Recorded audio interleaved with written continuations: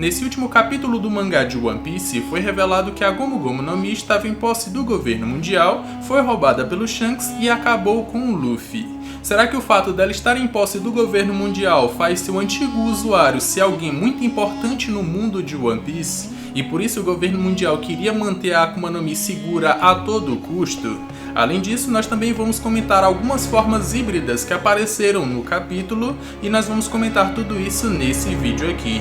Então, se você ficou curioso, segue comigo e acompanhe esse vídeo até o final.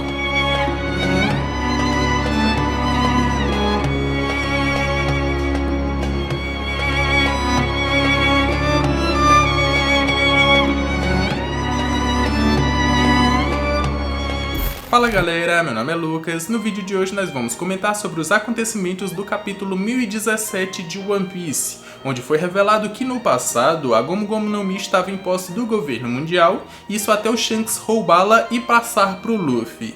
Qual eram as intenções do Shanks em roubá-la? Será que era para ele comer? Ele deveria ter comido quando teve a oportunidade, acabou indo pro Luffy. Ou será que ele faria alguma outra coisa com essa Akuma no Mi? E quem era o seu antigo usuário? Será que era alguém tão apelão quanto o Luffy, ou até mais, e por isso o governo mundial queria manter a segurança dessa Akuma no Mi? Além disso, nós também vamos comentar sobre as formas híbridas que apareceram nesse capítulo.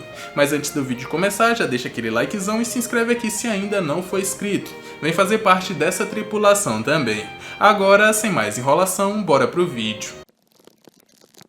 O capítulo começa com Oda nos mostrando como é vantajoso ter uma superioridade numérica em uma guerra, e que mesmo que tenham pessoas que valham ali por 2.000 homens, não necessariamente se tem 2.000 homens no campo de batalha. E esse cara que vale por 2.000 homens também não vai conseguir utilizar todo o seu poder se do outro lado tiverem caras equiparados a eles, só que lá do outro lado eles vão ter a ajuda de um exército para dar suporte nessa batalha.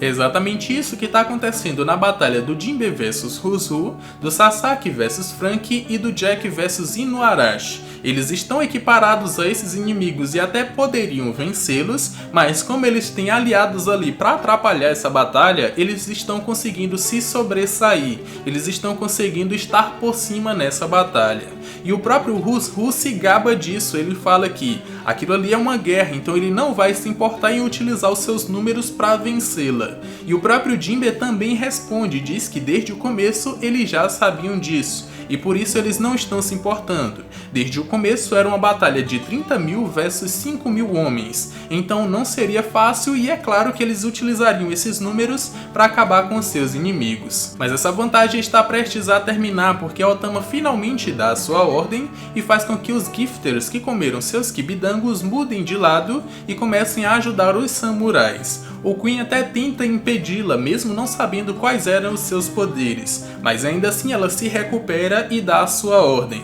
E assim os Gifters mudam de lado e começam a ajudar ali os comandantes dos samurais, ou do lado da aliança. Com isso a gente percebe que precisa realmente que ela dê uma ordem direta para que eles possam agir, porque inúmeros Gifters já tinham comido kibidangos dela, mas ainda assim continuavam lutando pelo lado do Kaido. Em capítulos anteriores eu levantei duas hipóteses. A primeira delas é que quanto mais Gifters comessem, menos o efeito funcionaria neles, porque nós teríamos ali um exército muito grande para ela controlar. E a segunda possibilidade é que eles precisariam de uma ordem direta dela para que eles pudessem lutar. Acabou que era uma ordem direta mesmo, e até personagens que antes já tinham comido kibidangos e ainda estavam lutando contra os samurais, se voltaram contra os seus inimigos e agora estão lutando contra o exército do Kaido. Isso abre ali uma brecha para que os comandantes da aliança agora possam lutar de igual para igual contra os seus inimigos, para que assim eles possam vencê-los de uma maneira mais fácil ou então de uma maneira mais justa. Vendo que os Gifters mudaram de lado logo após a ordem da Otama, o Queen até tenta acabar com ela para que o efeito passe, mas eu acredito que mesmo que ela desmaiasse ou até que ela morresse, o efeito ainda continuaria, porque o seu poder não é parecido com o da Sugar, que desmaiou, acabou o efeito. Não, A Otama já desmaiou anteriormente e o efeito ainda continuou. E eu acredito que mesmo que ela morra, o efeito ainda vai continuar e os Gifters vão ter que cumprir sua última ordem. No caso dela, se ela morresse agora, por exemplo, a última ordem dela foi que eles ajudassem os aliados, ou a aliança, ou os samurais, por assim se dizer.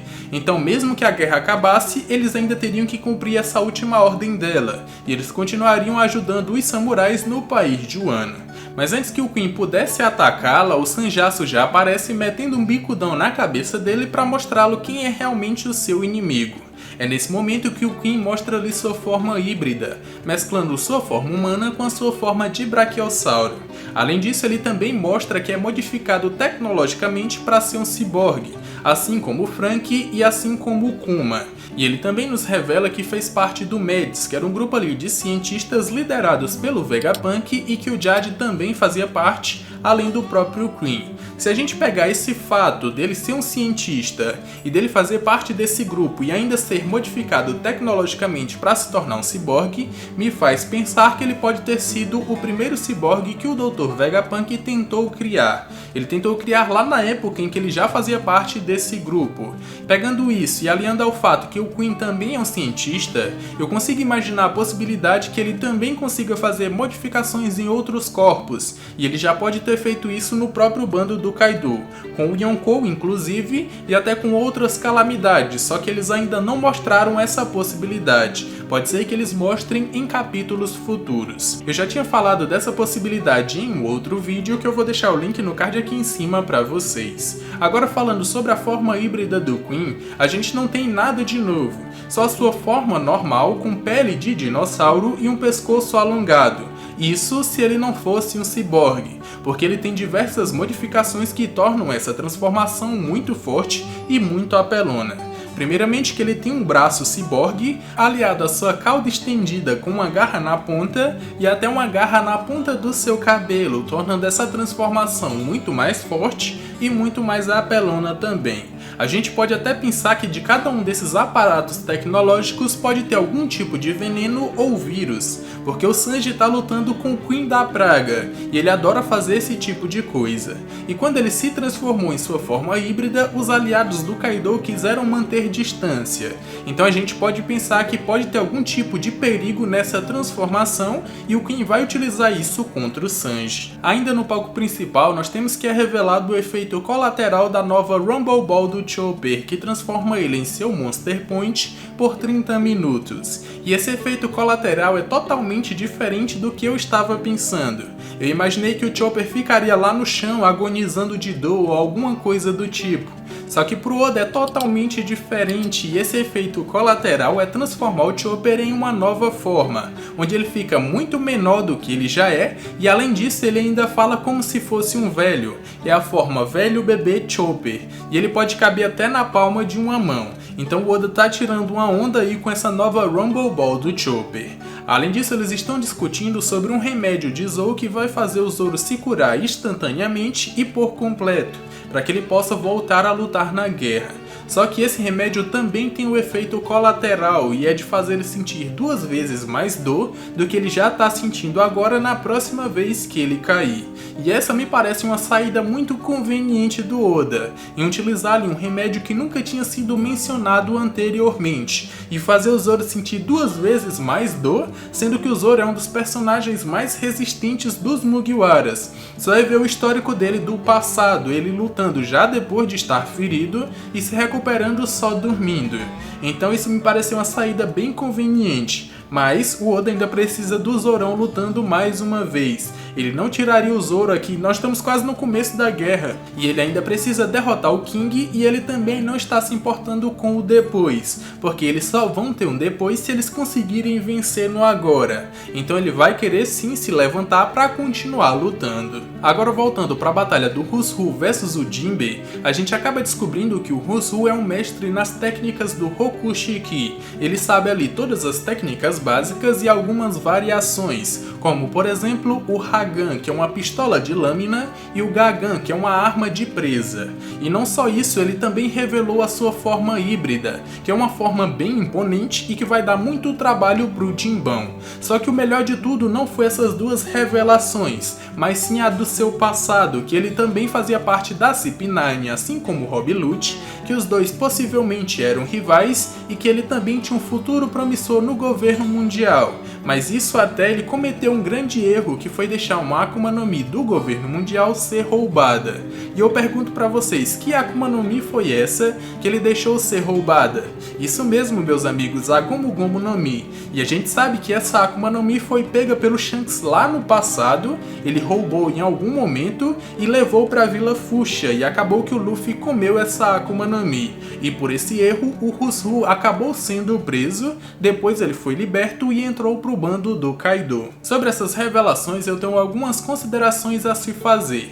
A primeira delas é que a gente pensava que o Rusru teria um puto espadão para utilizar contra os seus inimigos, mas quando ele foi tirar sua espada, a gente viu que é muito parecido com uma adaga, ou muito parecido com a faquinha de cortar pão do Mihawk, uma espada que ele vai utilizar para estocar os seus inimigos, mas pelo menos casou com as técnicas do Rokushiki, e foi assim que ele utilizou nessa batalha aqui contra o Jinbe.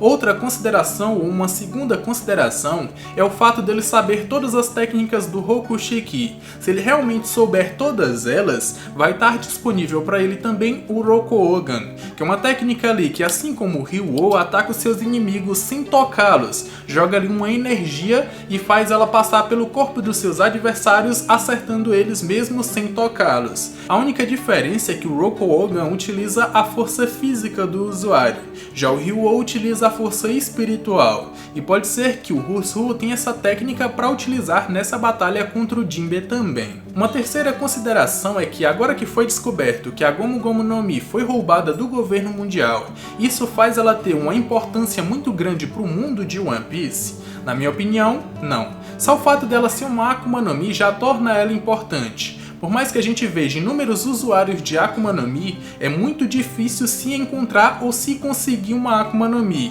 e a maioria das pessoas que tem encontrou uma por sorte. O próprio Spandan, que conseguiu a Akuma no Mi do Kaku e da Califa, ou que comprou essas duas Akumas no Mi, falou que era muito difícil de consegui-las, mesmo que não tivesse poderes muito exorbitantes dentro delas, ou que ele nem soubesse qual eram os poderes dessas Akumas no Mi. Agora eu pergunto pra vocês, se essas duas Akumas no Mi fossem roubadas durante o seu transporte e não chegassem na mão do Spandan, o que vocês acham que aconteceria com a pessoa que era responsável por esse transporte? Essa pessoa também pagaria o pato da mesma forma que o Rusru também pagou. Ele acabaria preso e mandado para Impel Down, por exemplo, mesmo fazendo parte do governo mundial ou da CP9. Foi isso que aconteceu com o Rusru, e só o fato de uma Akuma no Mi, que já é rara, ter sido roubada do governo mundial fez com que ele fosse preso. Então qualquer outro também seria. E isso não diz que uma Akuma no Mi é muito rara ou muito importante para o mundo de One Piece. As Akumas no Mi em si já são raras, então se uma ou duas forem roubadas do governo mundial, essa pessoa vai pagar o pato. Isso nos leva para o quarto ponto, que é o que torna esse acontecimento bem questionável, que é o fato de que todos os piratas que poderiam ter roubado essa Akuma no Mi foi logo Shanks que pegou ela para si. O mesmo Shanks que naquela época ainda não era um Yonkou e que atualmente tem conexões diretas com o governo mundial. Será que ele pegou realmente aquela Akuma no Mi para dar pro Luffy? Lembrando que naquela época ele ainda não era um Yonkou, ele veio a se tornar recentemente 6 anos atrás. Então eu consigo pensar que ele utilizaria essa Akuma no Mi para outros fins, ou para se tornar Yonkou lá naquela época, já que ele ainda não era. Eu consigo imaginar ele pegando essa Akuma no Mi e utilizando como moeda de troca com o governo mundial, para que ele pudesse ter, sei lá, uma conexão direta com os Gorosei, coisa que ele tem atualmente, ou para que ele pudesse ter um cargo como um Shichibukai, por exemplo. E aí ele poderia meio que não se importar com a marinha, e assim ele também poderia ascender ao posto de Yonkou mais rapidamente, porque a marinha não estaria no seu encalço. Mas como o Luffy foi lá e comeu a Akuma no Mi, isso estragou os planos do Shanks em muitos anos. e ele só foi se tornar Yonkou muito tempo depois. É mais ou menos isso que eu consigo imaginar. Com os fatos que a gente tem até o momento, não dá pra se pensar que, por exemplo, teve um usuário da Gomu Gomu no Mi no passado que foi mais proficiente que o Luffy no uso da Gomu Gomu no Mi, ou que essa Akuma no Mi tem ali um poder especial que só o governo mundial saiba. Eu não acho que ela é parecida com a Ope Ope no Mi, que tem ali a cirurgia da juventude perene, que dá imortalidade pra alguém. Eu não consigo imaginar isso com a Gomu Gomu no Mi do Luffy. E também é difícil pensar que tem alguém que, por exemplo, tenha feito tudo que o Luffy já faz com as suas técnicas atualmente, essa pessoa tenha feito no passado.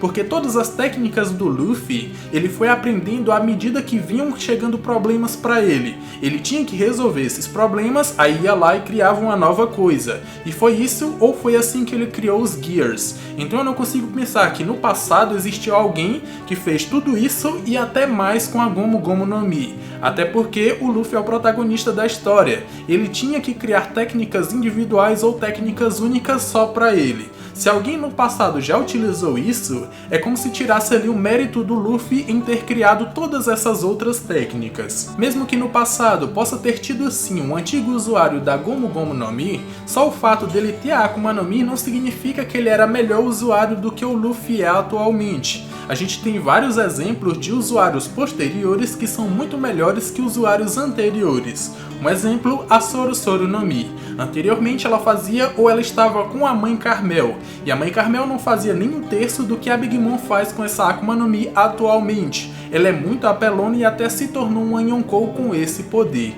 Então só ter o usuário antigo não significa que ele era melhor que o usuário atual. E por isso eu não acredito que anteriormente tinha um usuário melhor da Gomu Gomu no Mi do que o Luffy é atualmente. E também não acredito que ela tenha um poder especial como o da Ope Ope no Mi. A única coisa que eu acho que torna essa Akuma no Mi rara é o fato das Akumas no Mi no mundo de One Piece no geral serem raras. E qualquer Akuma no Mi que tiver em posse do governo mundial e que for roubada, a pessoa que estava responsável também vai tomar todas as consequências que o Rushu também tomou quando perdeu a Gomu Gomu no Mi. É mais ou menos isso que eu acredito. Para fechar o capítulo, nós temos ali o Lufão, que ele acabou sendo resgatado pelo submarino do Law, e não só ele, como também a Shinobu e o Momonosuke.